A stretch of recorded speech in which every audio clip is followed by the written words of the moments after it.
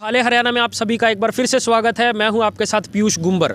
शिक्षा हिंदुस्तान का जो भी नागरिक है उसका एक मौलिक अधिकार है। सरकारें समय समय पर शिक्षा के लिए अलग अलग नीतियां बनाती हैं ताकि कोई भी बच्चा, कोई भी नागरिक इस हिंदुस्तान का शिक्षा से वंचित ना रह पाए।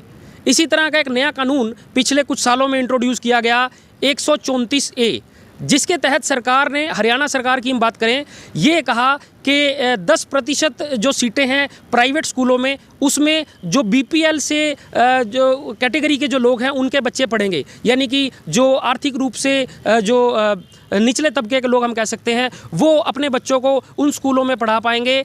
अब सबसे पहला तो सवाल यही उठता है, 134A के तहत प्राइवेट स्कूलों में पढ़ाने की ज़रूरत ही क्यों पड़ी? यानी कि सरकार की इस बात पर एक प्रश्न उठता है। सरकार खुद ये मान रही है कि सरकारी स्कूलों में शिक्षा का स्तर उतना अच्छा नहीं है जितना कि प्राइवेट स्कूलों में।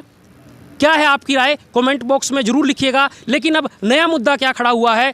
134A का लास्ट कुछ दिनों पहले रिजल्ट आया था, हमने आपको दिखाया भी था, लेकिन वो रद्द हो जाता है। कुछ उसके अंदर दिक्कतें आती हैं कि 16 तारीख को दोबारा रिलीज़ किया जाएगा, वो भी रिलीज़ हुआ। लेकिन अब जैसा कि हमने आपको अपने लास्ट वीडियो में दिखाया, करनाल की कुछ तस्वीरें थी, उसमें जो प्राइवेट स्कूल एसोसिएशन है उन्होंने स्ट्रिक्टली मना कर दिया है। 134A के तहत जो बच्चों के एडमिशन्स होंगे वो उन्हें नहीं देंगे। उनके अपने तर्क हैं कि जो उनके जो फंड्स होते हैं सरकार पिछले कई सालों से वो रिलीज़ नहीं कर रही है।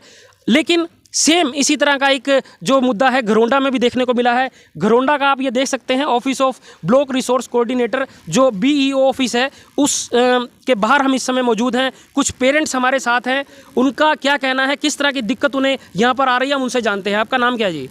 रोमित अमर नाम है सर मेरा। हाँ जी। गांव मस्ताड़ा से हूँ सर, घरोंडा ब्लॉक से हूँ सर। सर दिक्कत आ रही है कि 134 के अंडर जो सरकार ने एग्ज़ाम लिए थे बच्चों के, हमारे बच्चों ने स्कोर किया है, क्वालिफाइड करा है सर। और एडमिशन चाहते हैं सर बच्चों का, संबंधित स्कूल में जाते हैं एडमिशन के लिए। तो उनका कहना है कि एक एसोसिएशन है कोई उनकी, एसोसिएशन का नाम भी वो बताते हैं, सहोदय एसोसिएशन है। बाकायदा वो नाम लेते हैं अपने अध्यक्ष का कि हमारे अध्यक्ष जी हैं श्री लांबा जी, हम उनके आदेश के विपरीत नहीं चल सकते। तो सर मेरा मानना ये है, मेरी उम्र सर 32 साल है, मैं ये समझता हूँ कि हम जिस राज्य में रहते हैं तो हम हरियाणा सरकार के आदेशों को ही पालना करें, तो वो हमारे सबके हितों की बात है सर। और हरियाणा सरकार का ये आदेश है कि भाई 24 से पहले दाखिले होने चाहिए। आप इस समय आए हैं जो BEO ऑफिस है घरोंडा ब्लॉक का, वहाँ पर इस समय आप आए हैं। ये तो बात रही प्राइवेट स्कूल के एसोसिएशंस की जो आपने बताई। यहाँ पर आपको क्या समस्या आई है? यहाँ पर आए हैं तो इन लोगों ने आपको क्या बोला है? सर यहाँ पे मैडम जो हमारे खंड शिक्षा अधिकारी हैं, वो यहाँ से पता चला कि आज मैडम छुट्टी पे हैं, तो आज उनसे मुलाकात नहीं हो पाई सर हमारी। तो सर प्रॉब्लम सर ये है कि 24 दिसंबर तक का ही समय है सर एडमिशन करवाने का। और आज 22 हो चुकी है सर। ऐसे भटकते हुए सिर्फ मात्र 2 दिन शेष बचे हैं सर, और हमें लग नहीं रहा कि 24 तक हम ये प्रक्रिया बच्चे के दाखिले की पूरी कर लेंगे सर। तो सर बीच में लटकता हुआ नज़र आ रहा है। कौन सी कक्षा में है बच्चा आपका? 4th में है सर। इससे पहले कौन से स्कूल में था वो? बच्चा sir war heroes memorial school में पढ़ता है सर। अच्छा, तो उसी स्कूल में मतलब 134A के तहत आप पढ़ाना चाहते हैं? नहीं, उसका अलॉटमेंट हुआ सर दूसरे स्कूल में हुआ सर। अच्छा जी। तो अब वो स्कूल वाले उसे एडमिशन नहीं दे रहे? स्कूल वाले एडमिशन नहीं दे रहे हैं सर, वो अपनी एसोसिएशन का हवाला दे रहे हैं कि हमारी एसोसिएशन है, हम नहीं दाखिला ले सकते। मैं सर यही पूछना चाह रहा हूँ कि हमारी सरकार का देश हमारे राज्य में चलना है या किसी एसोसिएशन का चलना है सर? और कोई एहसान सर हमारे ऊपर प्राइवेट स्कूल नहीं कर रहे हैं, मनमानी फीसें वो वसूलते हैं। चलो सर मैं कैपेबल नहीं हूँ फ़ीस पे करने के लिए। और वो ये भी कहते हैं कि आपने तो इतने अगर शूज़ पहने हैं, जीन्स की पैंट पहनी है, तो आप कैसे उस श्रेणी में आ सकते हो? सर मैं इस बात से बहुत ज़्यादा दुखी हूँ कि एक अधिकारी ने भी सर यहाँ पे यही बात बोली है कि आप अपने बच्चे को प्राइवेट स्कूल में पढ़ाना चाहते हो तो 134 के ऊपर ही क्यों निर्भर हो? सर ये मेरी सरकार ने मुझे सुविधा दी है, तो मुझे दी है, मैं नागरिक हूँ सर, कहीं ना कहीं हकदार होऊंगा। और अगर हकदार नहीं हूँ तो मेरी सरकार सर्वे करे। बिल्कुल। तो आप ये देख सकते हैं पेरेंट्स को बहुत ही दिक्कतों का सामना करना पड़ रहा है। या तो सरकार इस तरह के नियम बनाए ही ना, और अगर बनाए तो उसे अच्छी तरह से धरातल पर जो है इम्प्लीमेंट किया जाना चाहिए। सर, आपका शुभ नाम क्या है? जसबीर सिंह, कहाँ से आए हैं आप? हसनपुर से। क्या दिक्कत आई है यहाँ पे? दिक्कत ये आई है, यहाँ बच्चे का एडमिशन होना था आर्या स्कूल में, वहाँ वो ले नहीं रहे हैं। अच्छा। वो कहते हैं भाई एक बार सोमवार को गया था, वो फिर मंगलवार को आना भाई। मंगलवार को गए, वो कह रहे हैं भाई हमारे सरकार ने कुछ पैसे देने 7 साल हो गए। उनके बाद बात चल रही है हमारी प्राइवेट स्कूलों की सारी मीटिंग हुई है भाई, उसके बाद ही हम कुछ कर पाएंगे। लास्ट डेट है 24 तारीख, उस तक हम कैसे एडमिशन दिला पाएंगे अपने बच्चे को।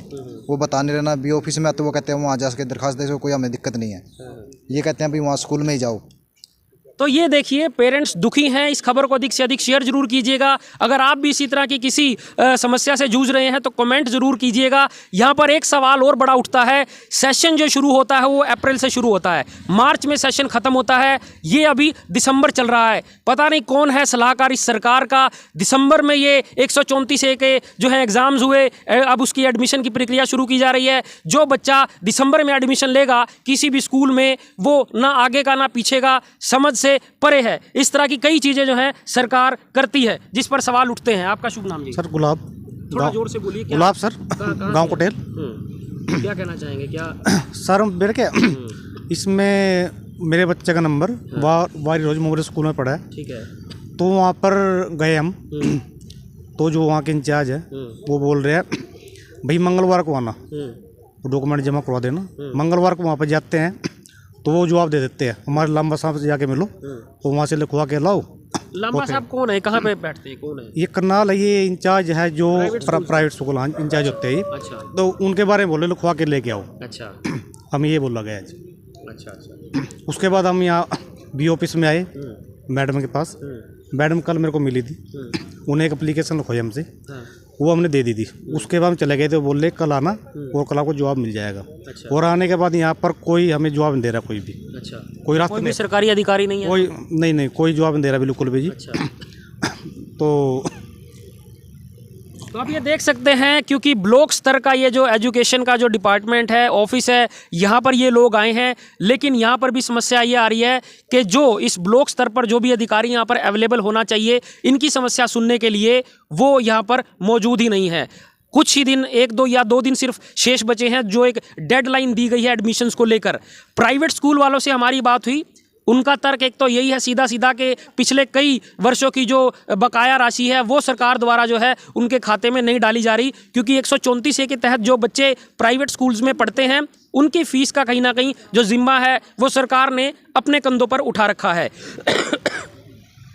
तो एक तो वो फीस उनकी जो कहना है कि नहीं प्रॉपर दी जा रही है, और दूसरा फिर से वही एक सवाल उठता है कि प्राइवेट स्कूल्स के जो ये नियम बनाया सरकार ने, इसकी ज़रूरत ही क्यों पड़ी? एक तरफ तो सरकार ने पिछले कुछ सालों में बताया कि हम जो सरकारी स्कूल हैं उन्हें राजकीय मॉडल संस्कृत स्कूल बनाने जा रहे हैं, वहाँ पे शिक्षा का स्तर उठेगा। तो वहाँ पर जैसा कि प्राइवेट स्कूल वालों ने बताया कि वहाँ पर जो फीस है वो हज़ार रुपये ली जा रही है, जो नॉर्मल गवर्नमेंट स्कूल है वहाँ पर कम है, और जो प्राइवेट स्कूल्स वालों को है उसको नॉर्मल जो फीस है उसके तहत ही पढ़ाने को कहा जाता है। तो बहुत सारी डिस्प्यूट्स हैं, ये बैठकर जरूर सुलझा लेने चाहिए, क्योंकि उन दोनों के डिस्प्यूट्स में ये जो एक आम आदमी है, ये जो अपने बच्चों को पढ़ाने के लिए दिन रात मेहनत करते हैं, अगर सरकार ने नियम बनाया है तो इस नियम का कहीं ना कहीं प्रॉपर इम्प्लीमेंट हो और इनको इनका लाभ मिल सके।